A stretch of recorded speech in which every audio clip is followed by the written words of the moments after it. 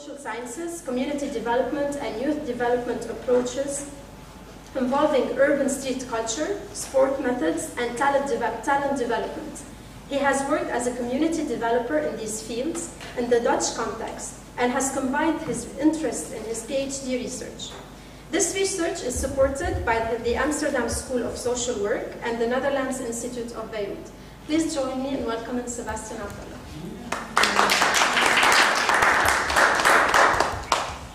Thank you. I don't hear a lot through this mic. I'm used to walking around usually, but I'll try to keep still. I'm excited to be here and share about my research. I want this a little closer then.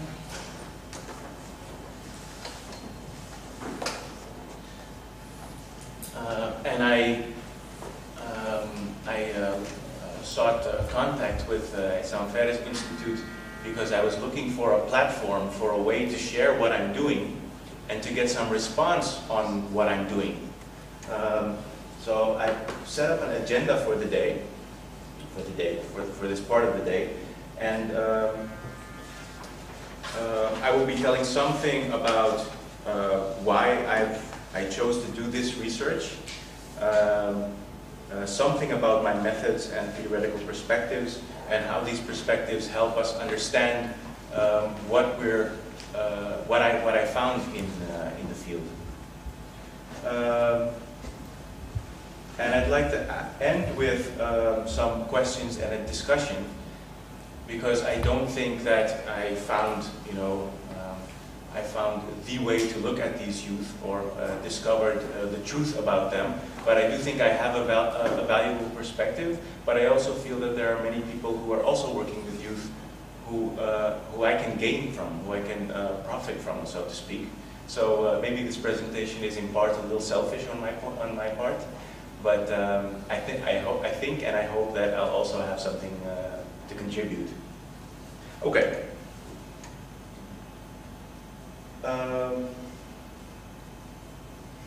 Something about myself. Why did I choose to research disadvantaged youth, and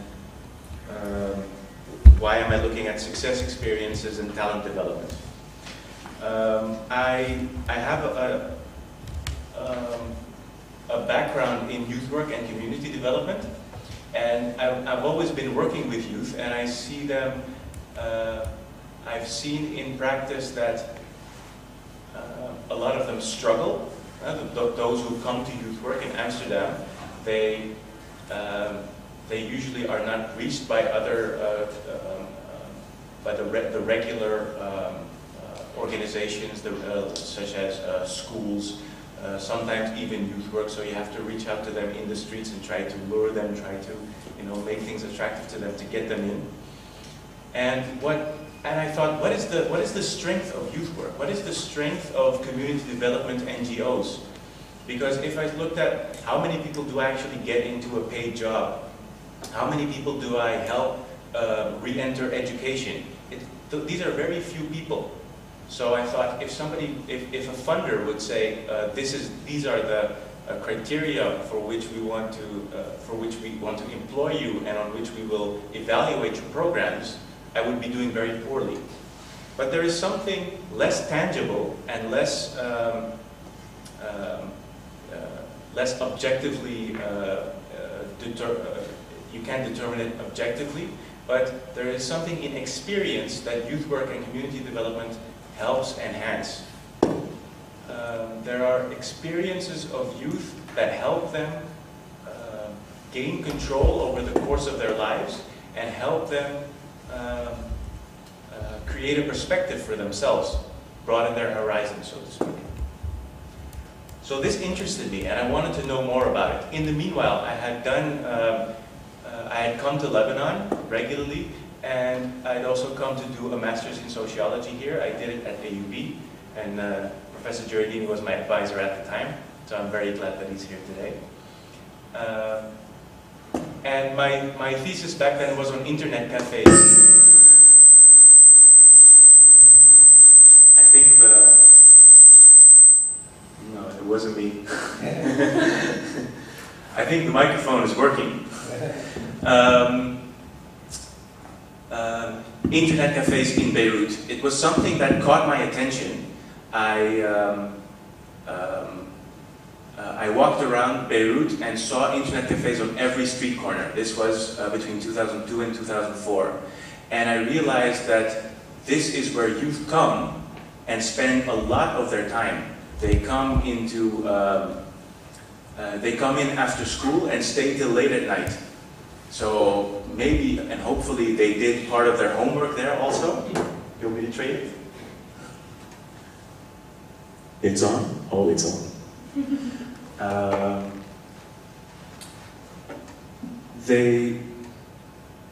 I hope they did part of their homework while they were doing it. I mean, when I was doing my observations there, I saw that they were, but there was also a lot of other things going on in the internet cafes. And I saw that there are different ways that youth give meaning to online activity and offline activity, just in the space that the internet cafes provided.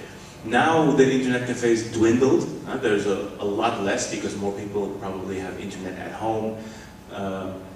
There's better connection and so forth. But still the cafes are there and some of them are very successful. And it's precisely because these spaces give room for youth to interact with each other in a way that they like to interact with each other. Sometimes a little bit apart from adult supervision, although there is somebody there in the store that takes care of it, but somehow he knows what the youth want and he wants to keep them there as a business interest. But what I've seen is that it goes beyond business interests as well. So some of these internet cafe owners, they grow from being a cafe owner who takes $1,000 or $1 an hour for internet and gaming. He grows into something of an unofficial community developer because he's with the youth every day and he develops this sensitivity toward what youth need and want. So this is what I thought. Of course, there are many formal NGOs who work with youth, try to achieve something with these youth. But at the same time, it's also interesting to look at these informal ways that youth development takes place. Okay, so my background in social work, youth work, and this master's thesis that I did, it pointed me to what is actually the added value of these processes that are going on. Because you could say there are many things that are not right, they're wasting their time, sometimes they're even going to the wrong websites, or if we want to talk about sports, there's violence in sports. Why are we letting our kids do these things? I don't want to shove those things aside, but I want to explain and try to understand more about what is the attraction for youth. Why is it so important for youth to be in these places and to be away from adult supervision, and what is it that they gain? Because I've seen that they gain things, and that's what I'd like to take a look at more. So my main question is, how do youth in so-called disadvantaged circumstances get success experiences that alleviate those circumstances, and in some cases eventually elevate them from their disadvantages? That's why I had the picture of the boy climbing the rock. You know, I think you saw in the invitation that I look for youth climbing out of their disadvantages. This is my main question, and I have sub-questions. I also have a problem. I think that everything in my research is interesting. So that means that I want to tell you about everything. But then you would be here maybe till tomorrow morning, and I would be halfway. So I don't want to do that to you. So what I did is I made a fact sheet. So that means we can race through some stuff that is very important and very interesting. But I think we need to get to the real stuff, so to speak, and this is the background information for it. So I'm going to kind of, in a fast pace, go through some of these things, and you can take them as knowledge, as background knowledge. Maybe some of these things will arouse questions and think, but hey, wait a minute, we can talk about these things later. we'll have a discussion, and I'm not in a hurry to go away once we officially close. So we can definitely talk about the things that you have questions or remarks about. But there's such interesting data out there that I found and that I brought into this lecture that I want to skip to the exciting stuff. Okay, this is my main question. I've divided some sub-questions that you see on your sheet as well, that are very straightforward actually. What are these success experiences that I'm looking for? How do these youth look for the experiences, and why in this way? How do they get success experiences, and what do they do for them? How did I do this research? It's a very qualitatively oriented approach. I did a lot of participation, a lot of just hanging out with people. When in the 2006 war, when Israel attacked, there wasn't a lot more to do than just hang out close to home and kind of be with each other and wait for the bad stuff to pass away. During that hanging out, you start to talk about life. You start to philosophize. You start to think about what really matters in life. This got me some interesting stuff that I want to skip to soon. What is the angle that I'm taking? I'll of course elaborate more on that in my theoretical approach. The focus is on emotional processes in peer groups. So I look at how emotion plays a role in where we want to go, where these youth want to go, what are their ambitions, that there is an emotional dimension that we often forget about or neglect. So as was stated in the invitation, I look for sources that rely, I look for sociological sources that rely on emotion as a central concept to explain what's going on. Because this experiencing success can very easily be construed as emotion. It's something that people feel. It doesn't necessarily have to correspond to societal success, real success, economic success, but it's an experience that people go through, and sometimes the two do add up. I try my approach is very much in depth, so I focus on a few people that I really want to get to know, really want to see what does it do for them. Of course, then you kind of forsake the breadth. For how many youth in Lebanon does this actually count? But the amount of time that I spend with them and their peers and people around them, you get a fair amount of quantity in there as well.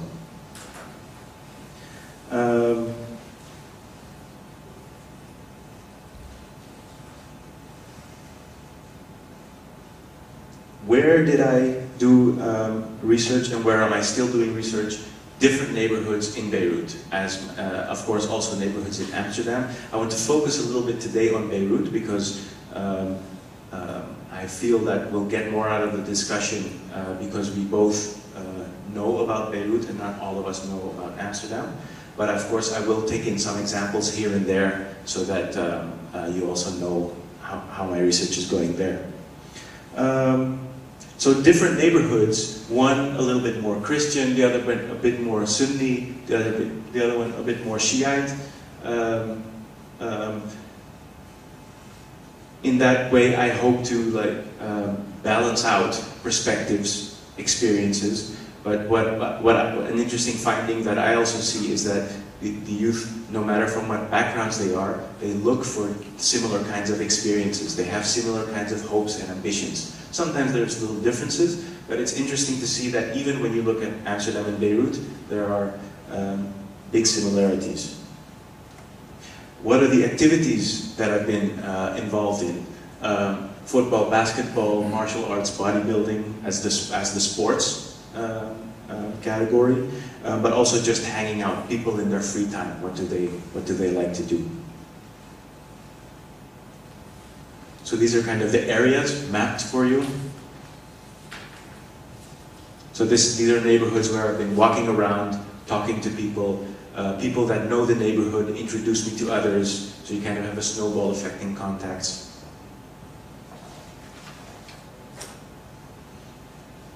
As for the who, of course there's a lot of studies done on what does it mean to be disadvantaged.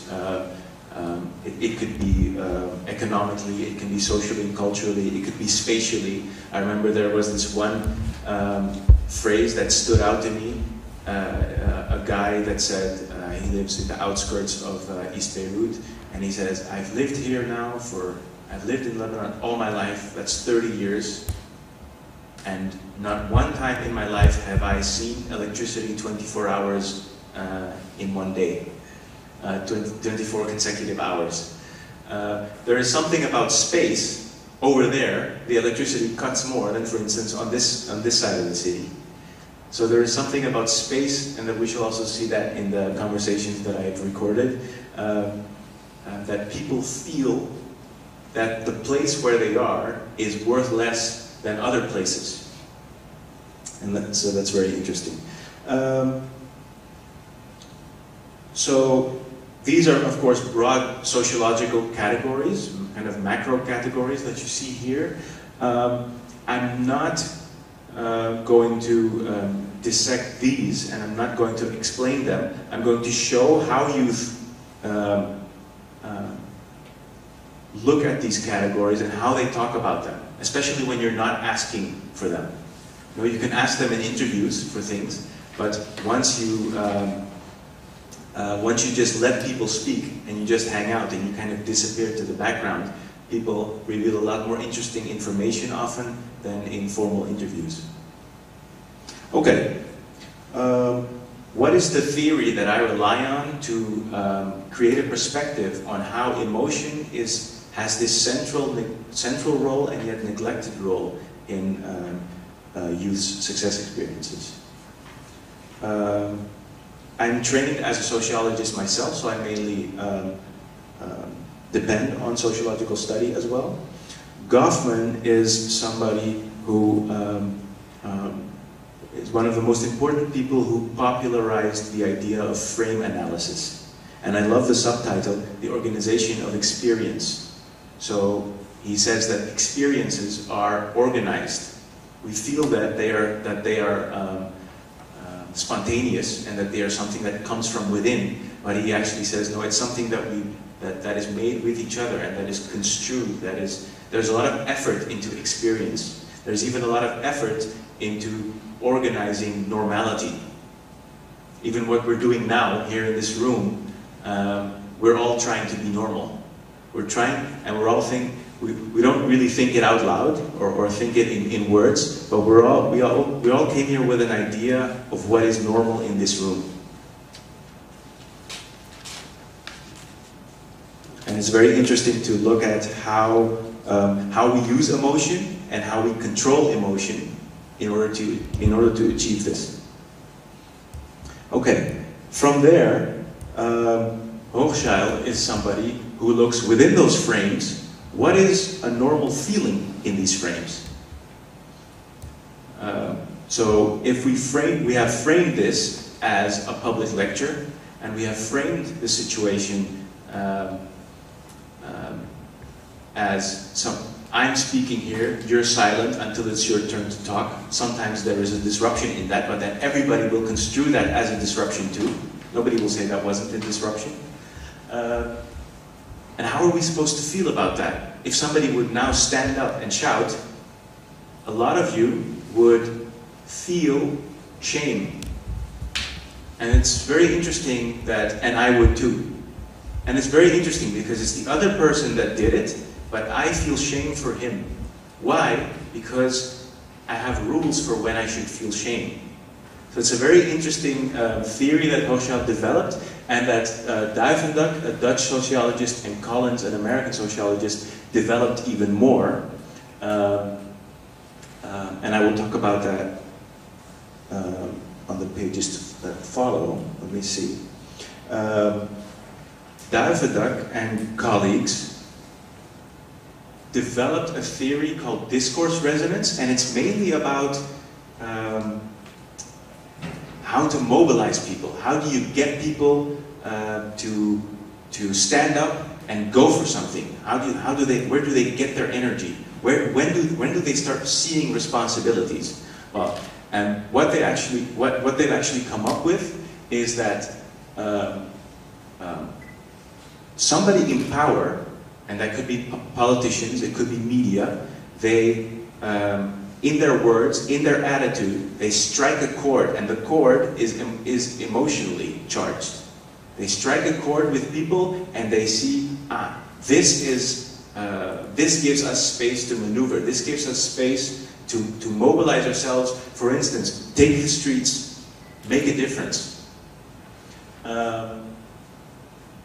Striking a responsive chord in people that affects perceptions of opportunities.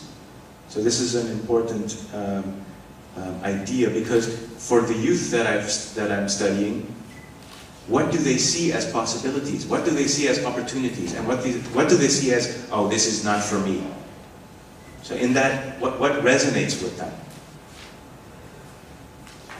And there's two kinds, and we'll look at them. Two kinds of resonance. One is consonance, one is dissonance. People reproduce discourse, or people partly diverge from, criticize, but also reproduce discourse. We'll see some interesting examples of that. There is a complicated table that I want to show. Framing and feeling rules, I've said about that what I wanted to say. We'll get back to that as we look at the data. There is a complicated table that I've taken from Colin's book that actually explains how energy works. And I love it that he did that, because what energy we have and how we use it, and how we can conjure up energy when we're in a room together, it's something that people talk about. It's less something that's analyzed, and it's even less something that people will go on a limb and try to explain as saying, this is it, I found the truth. So Collins is not very modest, and he's not very postmodern, or I'll allow for different perspectives. He says, I found it. It's emotional energy. And this is what, this is how you can explain any situation. You can explain smoking, you can explain sex, you can explain demonstrations, you can explain it all from emotional energy. So this complicated table, I'm going to leave it for you, and you can take the fact sheet home with you and kind of look at, okay, what are all these words and how is this all connected to each other? I made a kind of simplified version of it. What do you need to conjure up emotional energy? You need bodies, barriers, a focus, and a certain mood. Bodies, meaning us, we need to be in each other's presence. And even if we conjure up a lot of energy here, it will be a lot more difficult for the person watching online to feel that energy. Just like maybe in a football stadium is always a different experience than watching the match at home. There needs to be a barrier with the outside world. We need to be focused on something, and we need to feel about that focus a certain way. What does that produce? It produces solidarity, the emotional energy that Collins talks about. The energy is stored in symbols and eventually creates morality. So we start feeling about things a certain way, and when it gets broken, we get angry about it. Well, I hope I've simplified it in a way that you understand without doing it too much injustice. So my central my central concept is success experience. In order to give that meaning, we need to look at what have people been writing that that have been writing about similar things. So I look at emotional energy. How does it relate to success experience? Collins says it's a feeling of confidence, elation, strength, enthusiasm, and initiative in taking action. Well, I loved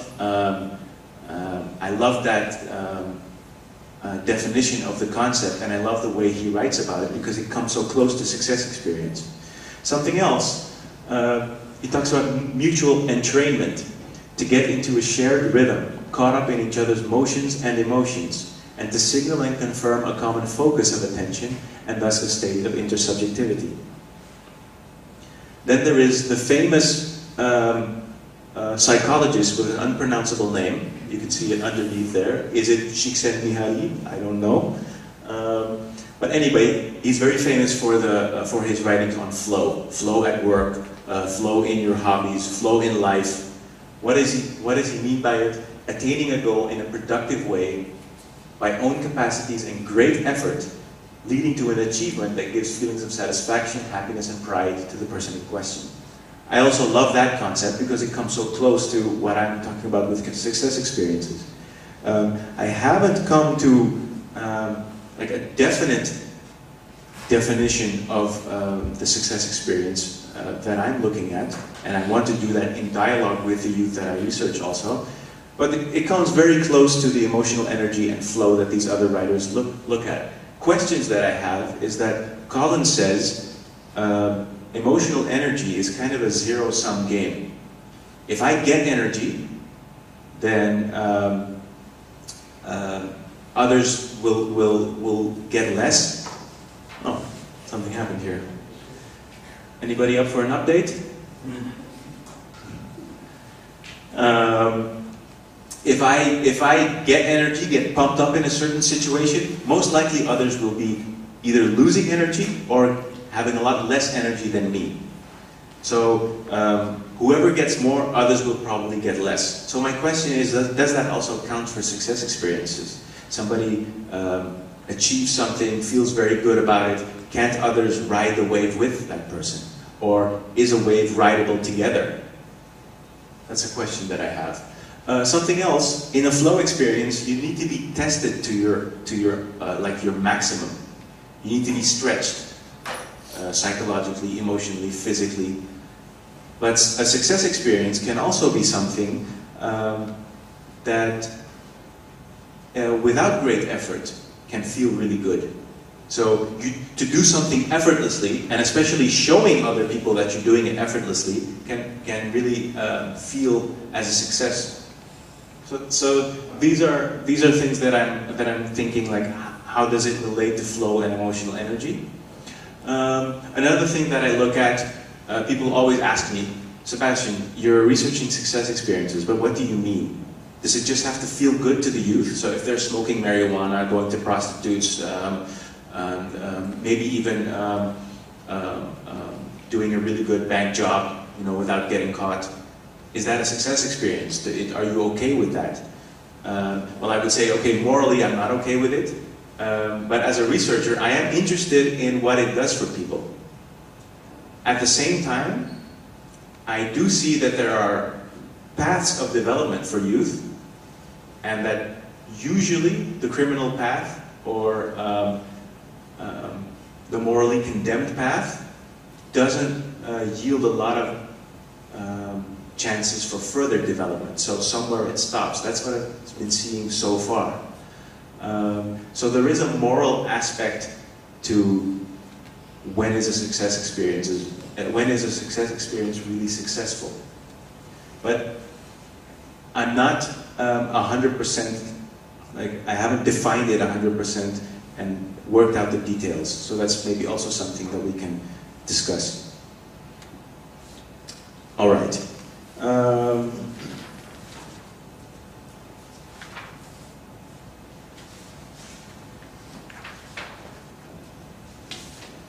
So what I would like to do now is look at youth circumstances, not from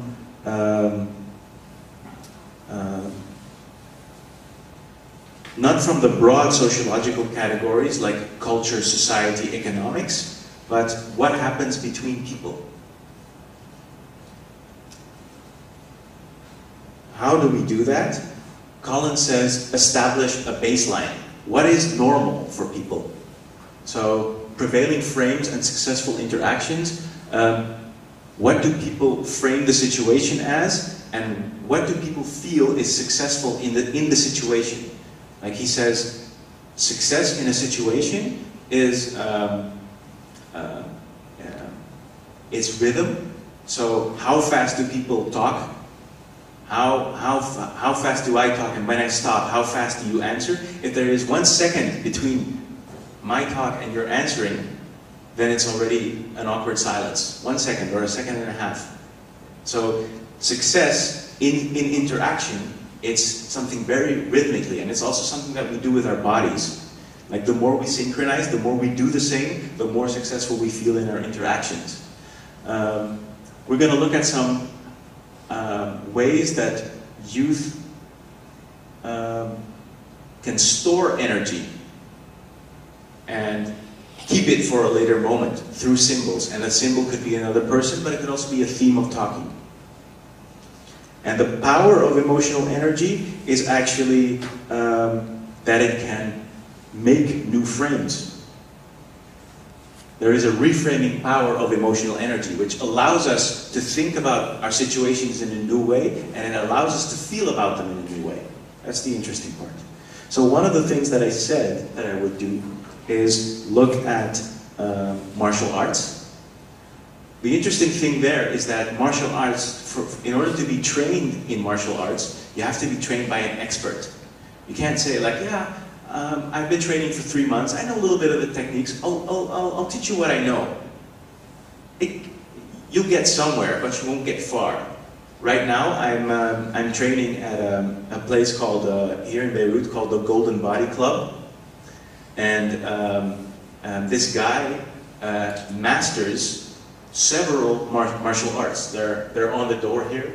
Among them is judo, taekwondo, kickboxing.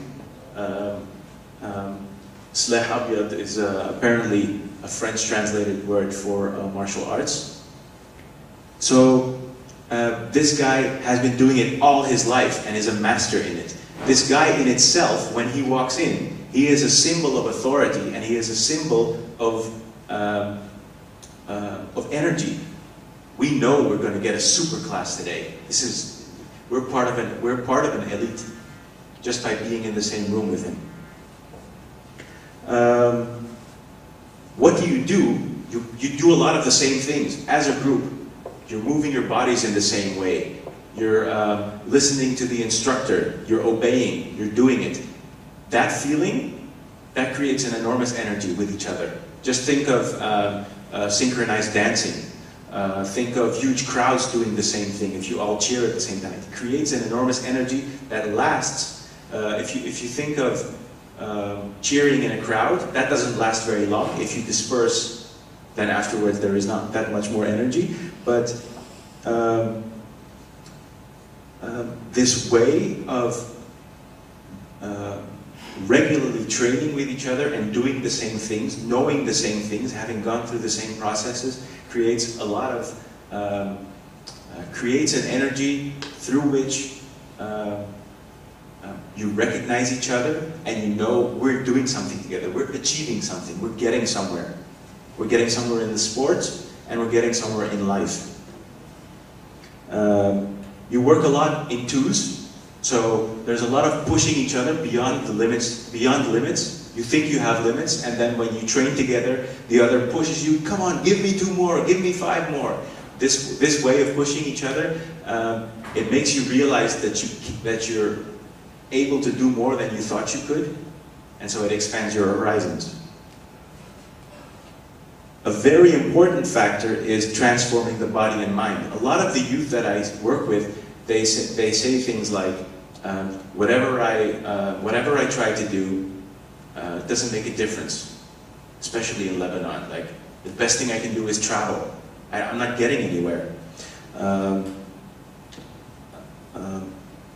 I can't change my circumstances. I can't get a job. University won't help me with my tuition. I have no possibilities. But what can I do? I can transform my body. I can work out like crazy, and I can change this body. And I can show everyone, for instance on the beach, that my body has changed. And I can impress everybody with it. And in this process, you become part of this elite. So in due time, you may become like that guy that now is training everybody.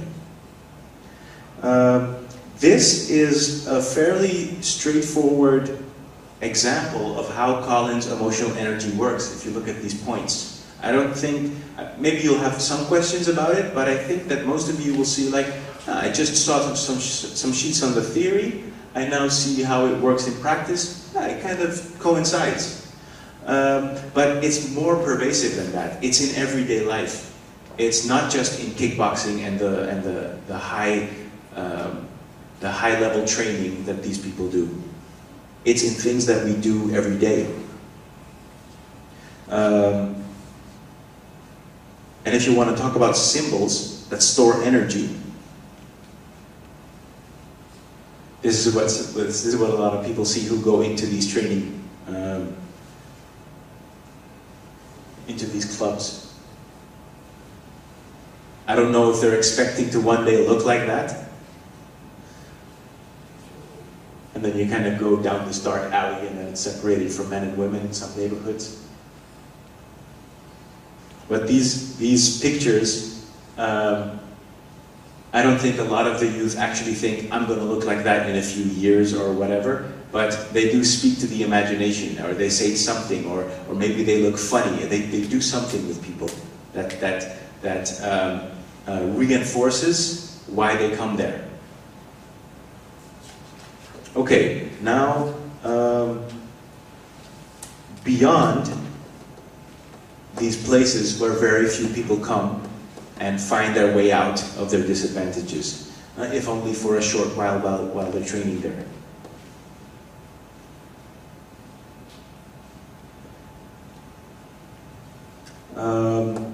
Colin speaks of a baseline. What is normal?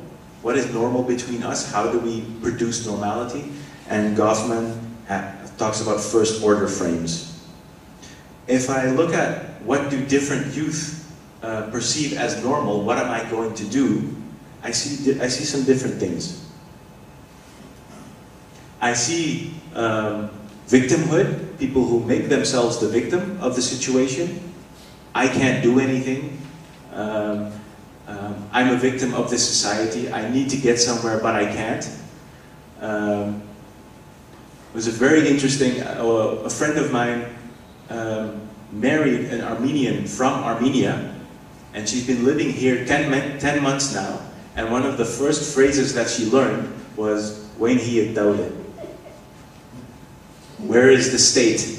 Where is the government? Why doesn't the government do something? And I think it's a very interesting phrase to learn in the first year that you go to a strange country. Electricity doesn't work, fuel is expensive, there's too much traffic, the prices are high, public services don't work. Constantly talking about these things is not just content, it's emotion. It's producing something with each other. There's fear, there's anger, there's distrust, indignation. There's these feelings that come with talking about this, that you produce together. And there's also people who don't like talking about it, and they kind of withdraw from the situation and go, really, please? Are we going to talk about this again?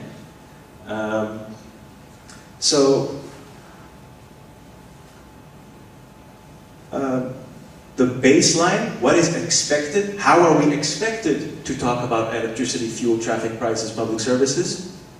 It has huge influence. There is another way of looking at things that I've seen youth go for, that I've seen youth see as normal. No, you shouldn't be like that. You know what's normal? I'm going to get somewhere. I'm going to make a difference. And you see a different energy in what they're saying. And the interesting thing for me is that they're living in the same country, and yet they seem to be living in totally different realities. And I don't mean that the poor youth speak as victims and the rich youth speak as entrepreneurs. Not at all. That there are both in both poor and rich categories. And I want. You see, I've kind of played with a word there, a wastocracy, a society made up of wasta. I'm going to talk about that more toward the end.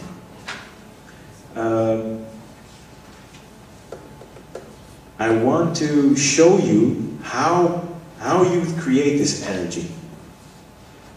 And for that, I'd like to turn to the first transcript that's in your handout. I'm going to just read it with you. It's very easy to read. These are a bunch of guys on a street corner talking about whatever comes up in them. I'll just read it.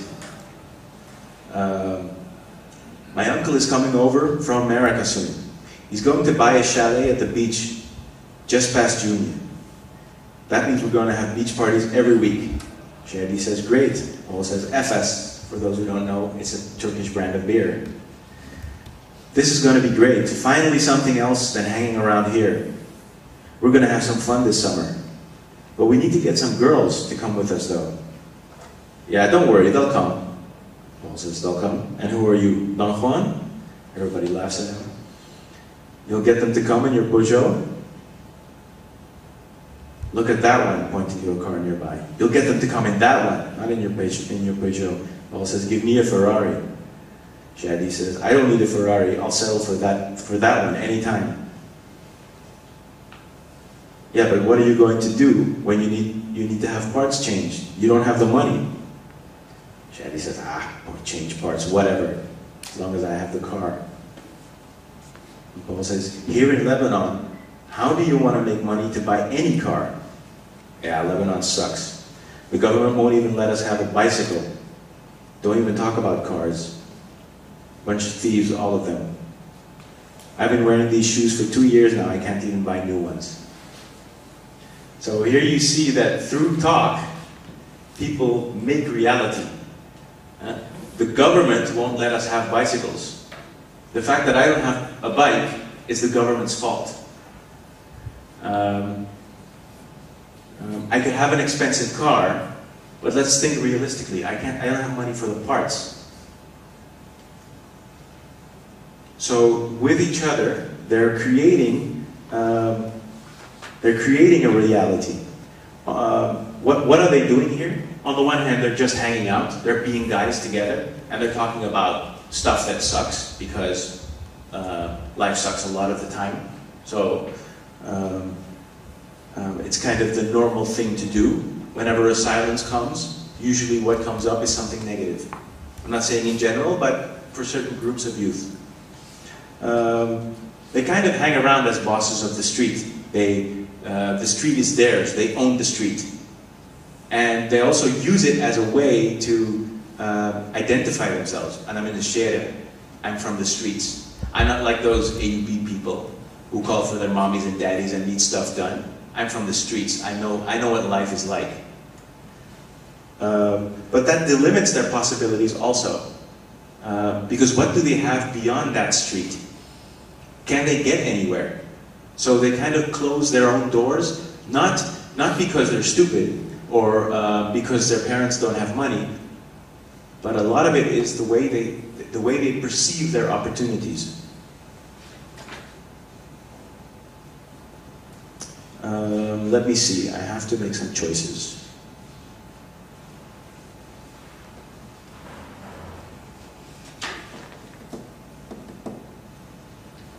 I can't skip this one. I have to show you this one.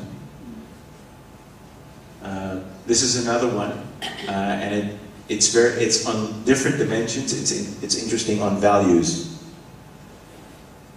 Paulle says we're still hanging out in a different situation, same neighborhood. We're used to the prices here. We can't go to Hamra, Kaslik, Verdun. We have the same things here, only cheaper. But with brand, you do get quality. For instance, Adidas, made in China, but quality costs 40 bucks.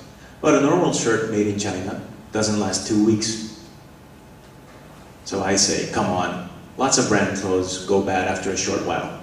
No, they stay good longer. Also, you do pay for the name. Another guy, also named Paulle. Yeah, but you immediately know. What do you mean? How? Paulle says, because an Armani shirt costs 250,000 lira, and if you see somebody here in the neighborhood with it, you know for sure it's fake, bought in Burj Hammoud. A guy with a shirt like that should at least have a Porsche. It's another way of framing. And then the other Paul says, Borsh Hamoud. So there is a way of joking, there is a way of framing things, a way of, this is how it is for us people, you know? This is what us people are like. We don't have the quality stuff, we have the cheap stuff. And we try to look like those other guys and girls, but you know it's fake. You know that our clothes deteriorate sooner. We don't have Porsches, we have Porsche Hamoud. And again, it's not just content of speech, it's the attitude that goes with it. It's how they make this emotion with each other. Okay, so, but I'm not in the business of showing how these people drag each other down. I do need it as a background, but what we want to look at is success experiences. So, I'm going to introduce you to, I'm going to skip this and introduce you to Jumana. And I want to read with you transcript number 2 on the last page of the handout. So I tell them, Paul and Jumana, I'm writing a book about what success means. Success? That's something big. I don't know. Jumana said, in my opinion, it's someone who reaches his goal. So I said, what kind of goal? It could be anything.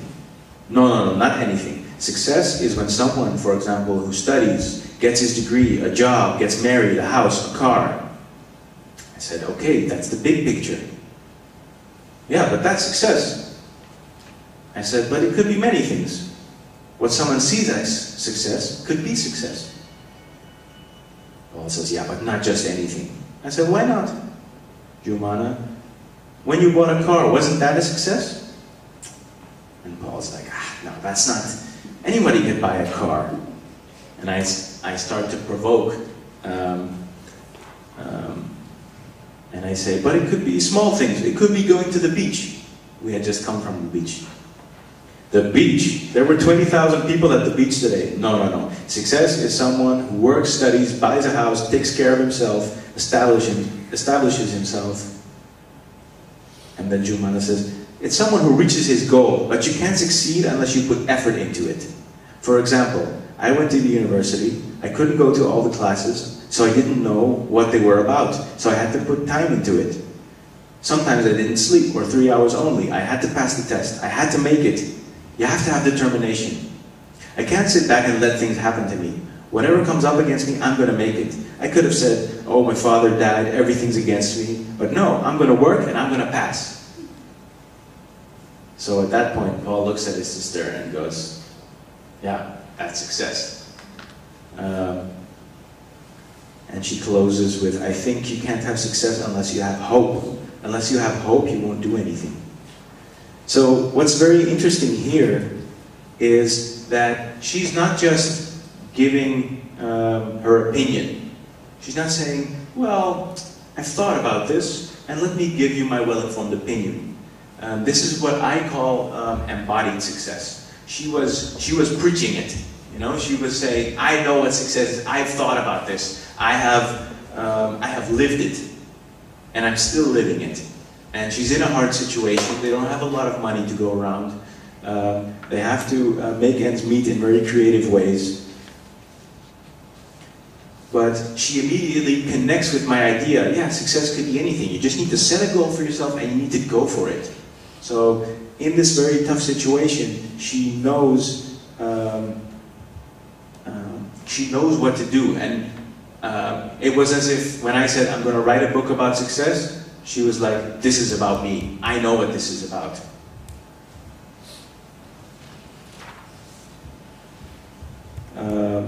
Another very interesting guy on the other side of town. I'm just going to. I want to share him with you so that when we discuss, that you have some different input. He's a very interesting character who says, if you're a proper Lebanese, you complain about electricity, fuel, busy traffic, and so forth. But if there's no electricity, turn on the generator. Why is fuel more expensive? Because it's more expensive everywhere. Why are the roads so busy? Because people want to go places. I don't get what everybody's nagging about. Just live your life, be happy.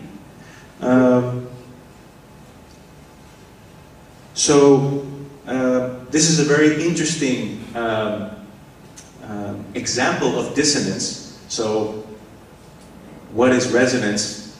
There is a dominant discourse. This is the way life is, and it rings true with us. We believe it.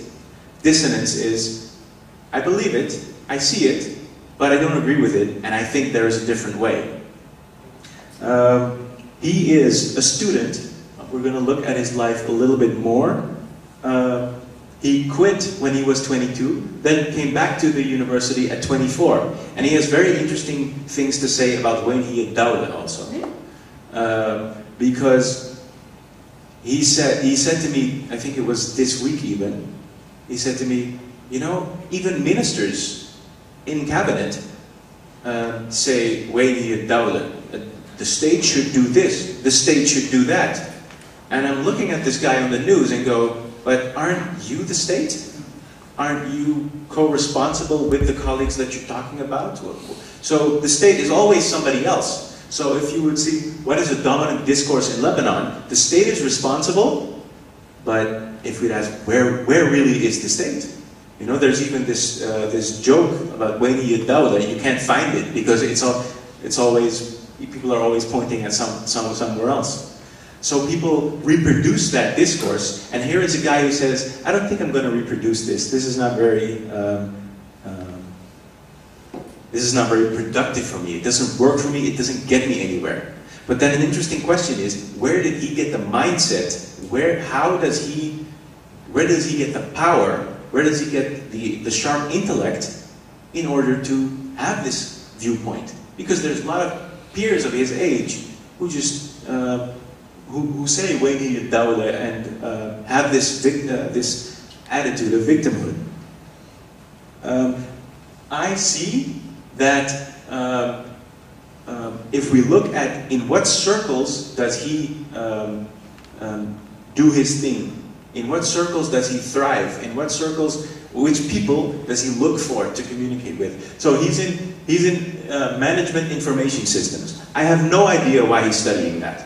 He is, if I'd have to define him, he's a sports coach. He's a basketball coach who trains kids, does it well, and who teaches people about life through basketball. He works at an NGO that has the motto, as in basketball, so also in life. And he is the embodiment of that phrase. But I'm going to let him finish his university studies in management information systems. I'm not going to stop him. He's been a substitute PE teacher. As I said, he's a sports coach at an NGO. In these situations, he has been applauded a lot. A substitute PE teacher, he just kind of rolled into it. At first he was an assistant, then somebody went on pregnancy leave, he took over, did the job better than anybody else. In coaching, people started teaching him stuff. He learned basketball when he was little, and now he got to use it in a venue, in a context where it gave him tremendous admiration. So, if you want to talk about success experiences, there's all these different situations where he has gained energy by having these small successes in different situations. Travel is another one. He has been abroad. He has had the opportunity to see other situations, other countries. And what did he see in those countries? Sometimes students are old. So he says, a lot of my peers in Lebanon, by 25, they say, yeah, I'm already 25, I haven't achieved anything yet. I don't have a degree because I was lazy in school. I don't have a wife. I don't have a job anymore. Khalas, my life is over. And then Ahmad goes, life is over. 25. There's nothing wrong with it. So a lot of people are saying to him, you're 24. So yeah, he's 25 now, so last year he was 24. A lot of people are saying to him, why are you still not graduate? You still don't have a bachelor's. And he's like, so what? I'm just going to do it. But he found frames, he found situations where it was normal to be an old student. He imported that idea and adopted it and said, I have new possibilities. I'm no longer old, I'm young.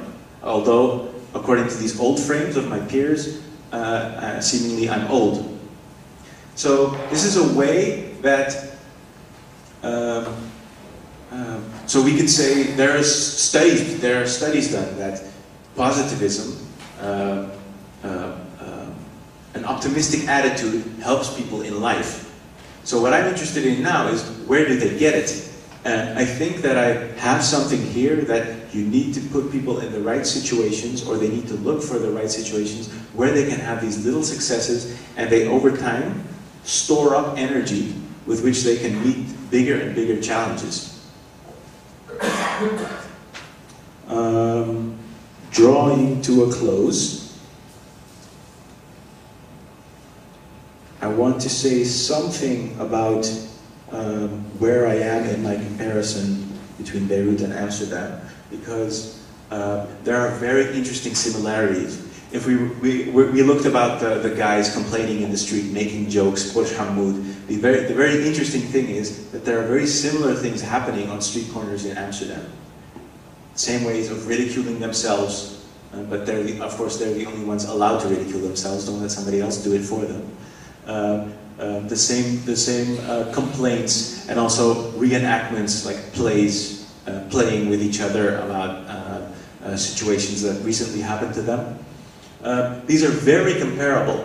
Now, if you want to talk about explicit traditional norms versus individual development, like these big West versus East things, like here there are more traditional values, here there's more emphasis on the group, in Europe it's more on the individual. It is there, but it's not straightforward. So here there is more emphasis on the group, and there is more of a path. So you saw just now with Paulle, what is success? A house, a car, a wife, kids, the works. Although there are also exceptions to that rule here. Not everybody wants that. What's interesting in the Netherlands is that next to these things, because people do want them, people want all these traditional things.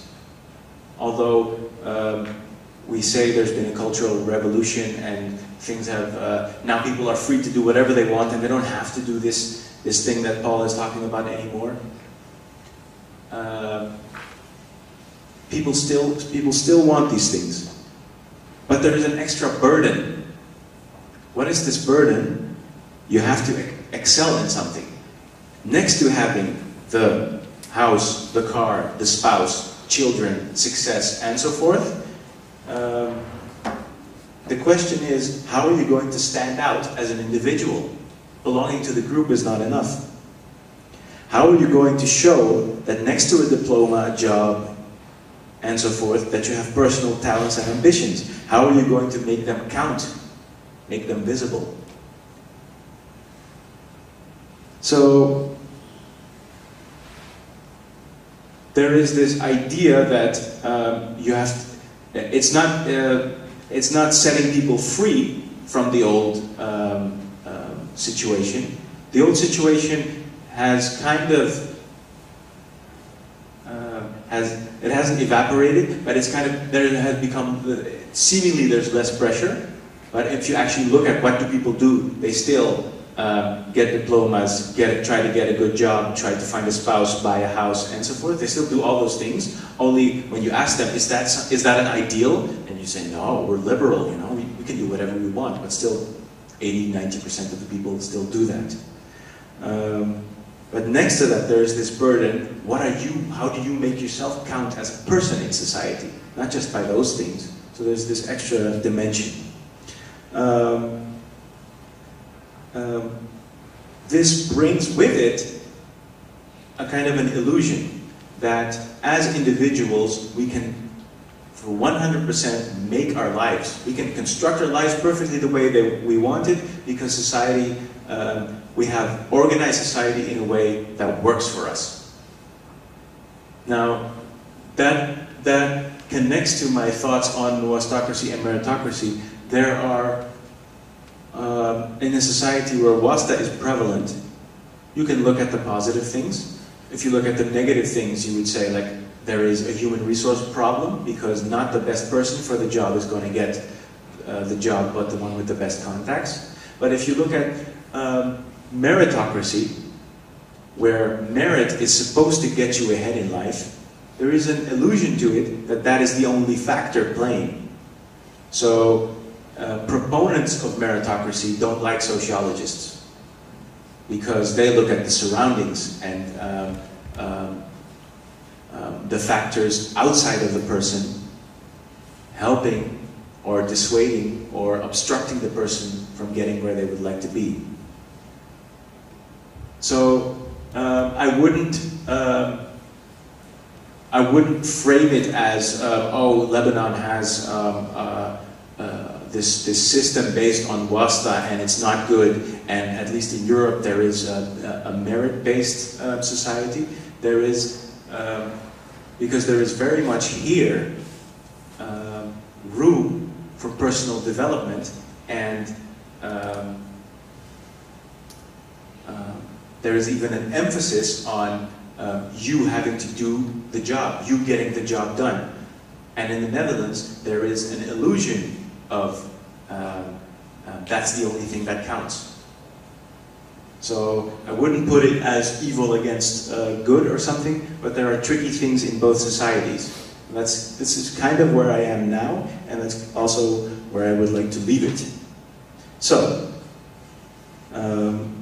if we have time, I would love to have some questions, some comments from your side. And the things that I'm interested in are the way things are framed, what are first order frames, kind of how do people produce normality with each other here in Lebanon, and how do these emotionally infused experiences generate energy? Like, is that something that came across? Is it something that you recognize? What questions do you have about that? And other than that, of course, any other questions that you would have. Thanks.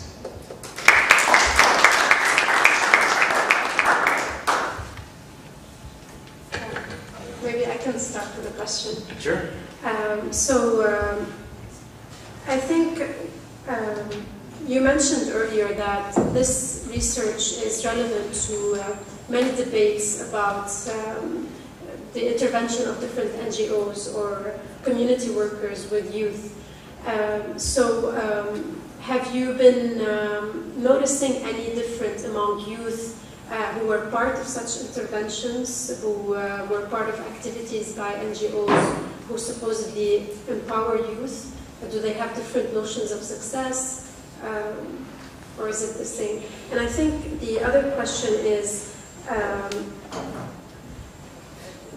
it seems to me like we are generalizing by saying that youth have very similar kinds and hopes and experiences. And I wanted to look at this through two variables. First, time.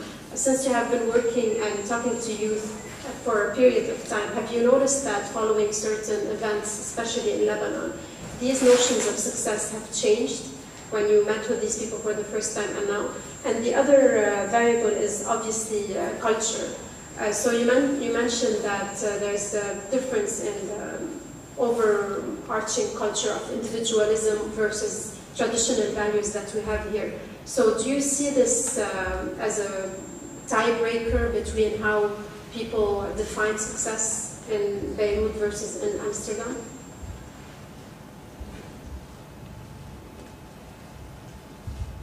Okay. The first question was about differences between youth who are reached by NGOs and those who are not, right? I do have contacts with both. What I see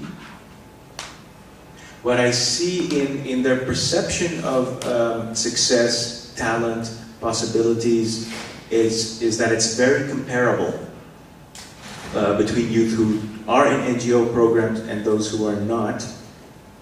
And then in what sense? They both put a strong emphasis on if I need to get something done, I need to do it. So something very interesting about the wasta idea being so pervasive in society, almost none of the youth that I speak to, when we talk about how do you succeed in life, how do you get on, almost nobody says, well, you need the right wasta and then you're set for life. So somewhere along the line it does get mentioned, oh yeah, that it would be an interesting thing to have, or oh, I have a story about somebody who got somewhere that way, but it's not very prevalent in their mindset. Or it's not on the tip of their tongue. I remember one girl who I wanted to interview, and I said, I want to talk to you about how you get success in life. And she didn't have time, maybe some other time she gave me her phone number. It was a contact that I got through another person, and we coincidentally met. And she said, well, the short answer is wasta. So that was the one time that it was on the tip of somebody's tongue. And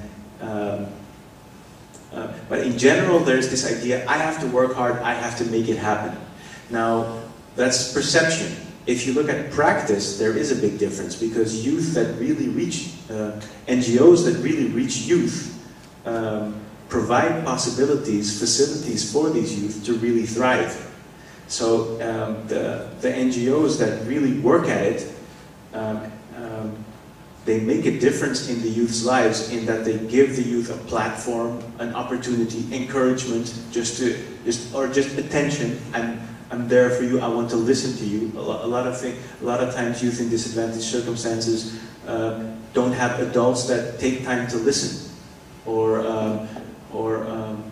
trying to see what is behind what this kid is doing right now. Usually, the kid is controlled and said, okay, do this, don't do that, and don't bother me too much.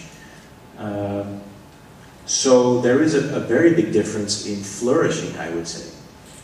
But maybe a third point is that these informal ways that youth are developing skills, youth are developing themselves, like the internet cafes, those are very interesting, because you have youth who are just out there trying to make it by themselves. There are NGOs helping youth. There's, of course, the formal institutions such as schools. But there's also these informal ways where youth unexpectedly develop themselves. So yeah, but in perception, there is this very, I don't know if it's a family or I think it would be sooner school. Like, this is how you achieve success, and it's you have to do it. It's very strongly present in youth's mind. And so the second question was overarching culture. Is that a tiebreaker in how youth see success? Traditional versus modern? I would say no, because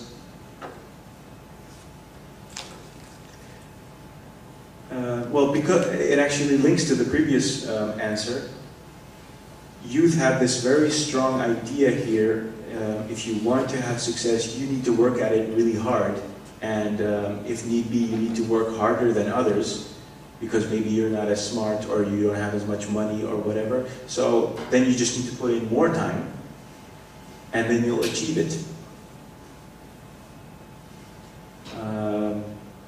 There are very few youth who explicitly or consciously think, I will have success because I have some contacts that will help me, or I'm part of a very wealthy family. If somebody is, for instance, is part of a very good network of people where you know, like, I know I have some opportunities. I know I have this uncle. I have this venue where I can go. They sort of treat it as a given, but from there they still have to show themselves. They still have to perform. It's not like I can do whatever I want, and then everything will be okay. What is a big difference, maybe, and I don't know how this would link to overarching culture, but there is a girl that I've spoken to. It's actually Jomana, that we talked about today, who says, if you come into a job, it's a little hard to translate. You come into a job, awi. Je bent voet awi, je bent voet daif. So if you come into a job in a very strong way, and you come across strongly, then you'll have a good salary, and and from there your salary can grow also. But if you come in weak, daif, which means you probably studied at the Lebanese university, which doesn't have much standing. AUB would be better, she says.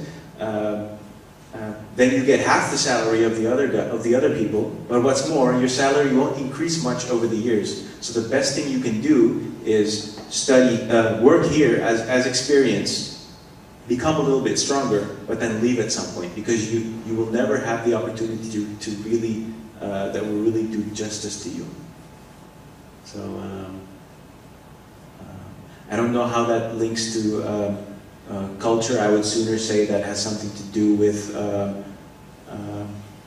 laws on how work is organized.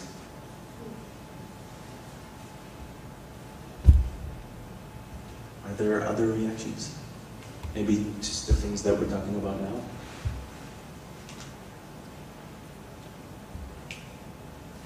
People want to go home? I just have one.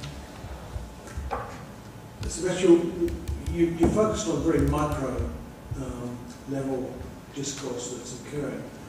I wonder if you can sort of broaden it out a bit and talk about the public issues that are implicated by the findings that you have, in the sense that if you are thinking about broad level issues for assistance to youth, or mobilizing the youth, or keeping them out of crime, I don't know, but what are the public issues here? What the question is, what are the public issues in a broader sense?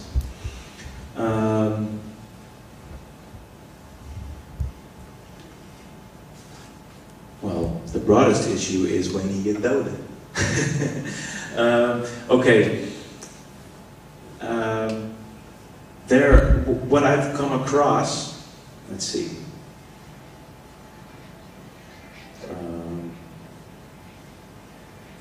What I've come across is the value that education has or can have for the person himself, but also for opportunities that it provides after having gotten the diploma. Work availability.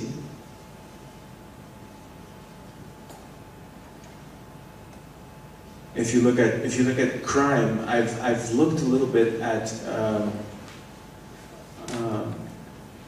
how crime plays a role in society, how it's punished, and so forth. It plays a very different role than, for instance, in Amsterdam. There is, whereas in Amsterdam there are youth that would seek temporary thrill in crime, but also like short-term material gains. On the one hand, you do see that that's present here, but somehow, and I can't quite put my finger on it, but it has a very different character. And I don't know if it has to do with that you look at a lot more social exclusion through crime, if you were caught doing a crime here, and that there are harsher punishments. so that crime gets a very different character. But in Amsterdam, I see that there are more youth. I don't know about statistics, but it's more pervasive that youth look for crime, glorify crime as a way to, as a means to an end. What about politicization? How politically aware are they? How politically aware are youth? I would say that youth, any young people here are kind of soaked in politics. More so than in Amsterdam. There are people in Amsterdam, or youth in Amsterdam, who don't know anything about what's going on in the government, whereas political issues are often discussed. For instance, the way that maybe in American movies you would see kids discussing Hollywood stars or football players or whatever. Here there are politicians being discussed. That guy is that way, this guy is that way, and when he said that, he should have said that, and so it's almost like they're close to them relationally.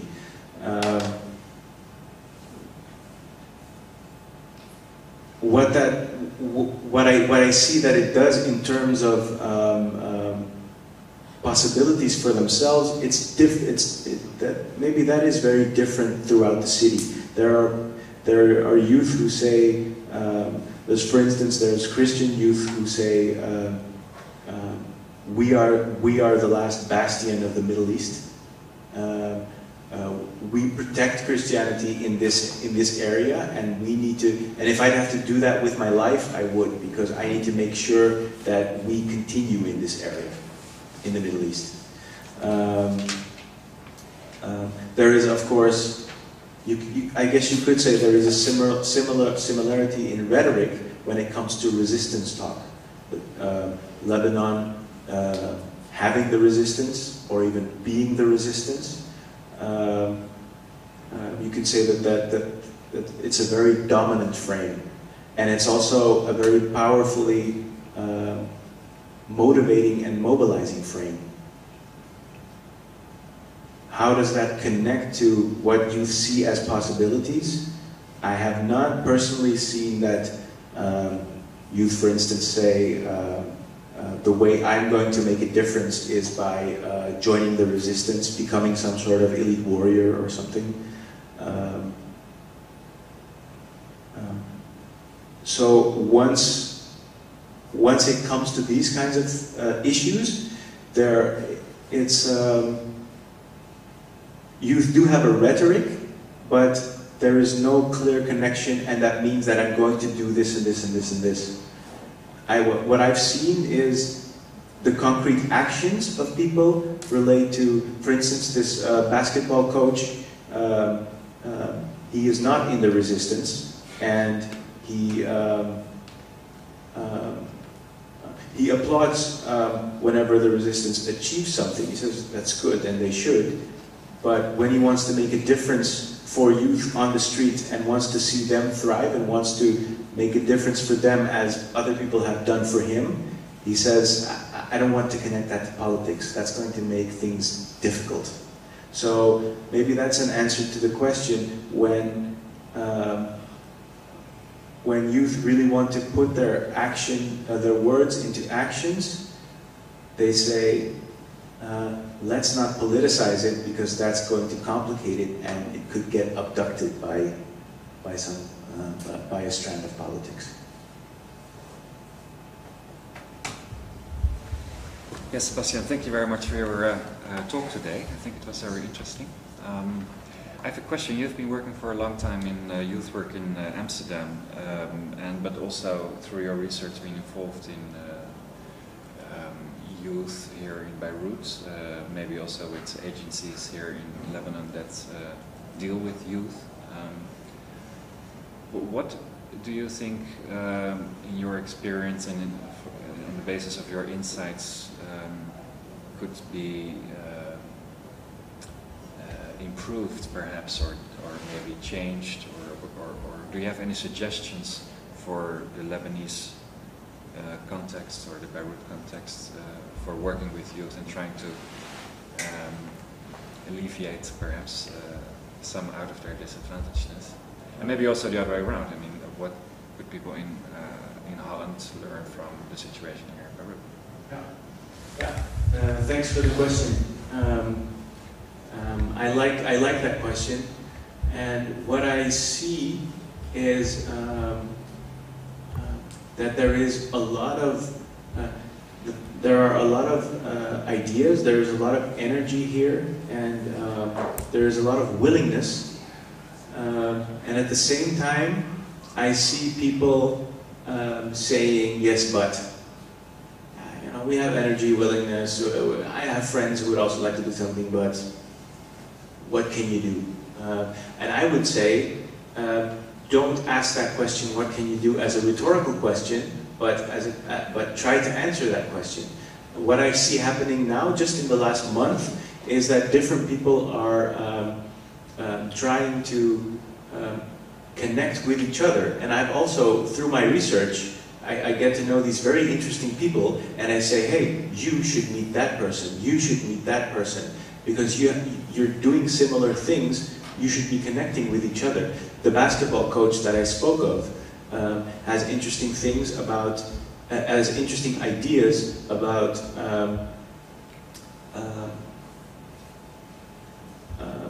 through these sports reaching those youth. He also says, "I've done sports activities with youth and UNIFIL soldiers, and that helped to relieve tensions, and that helped to create a better atmosphere, and for the youth to see those soldiers as people that are okay. It's okay for you to be here. It's nice even. See them in a different light. Associate them with positive activities, with positive emotions." So I know somebody who works at UNIFIL who is here today, and I'm hoping to connect those people. So I think it's a lot about, this is just an example, it's a lot about people who are now not aware of each other's enthusiasm, but also initiatives and practical actions. If they could more connect with each other, you would gain a momentum and make a bigger difference than those people doing separately now. But I think we're also in a stage now in Lebanon where it's good that all kinds of initiatives are just popping up and say, "We need to do something, let's do it now, and let's make it practical, let's do it quickly." And that with time, these networks will evolve. If you look at what can the Netherlands learn from initiatives here, it's a lot, because one big comparison between Lebanon and the Netherlands is that in the Netherlands also say, where is the state? The government should do something. Why aren't they do something about this? And here, people who start NGOs who are already running them and trying to make a difference, going against the grain, they don't depend on the state. For one point, because the state is not going to help them. You apply for funding and you don't get it, or you get 10%. So you have to make it work some other way. And so you get this entrepreneurial spirit, and you get this idea of nobody else is going to make this happen. If I want to see this change happen, I have to make this change.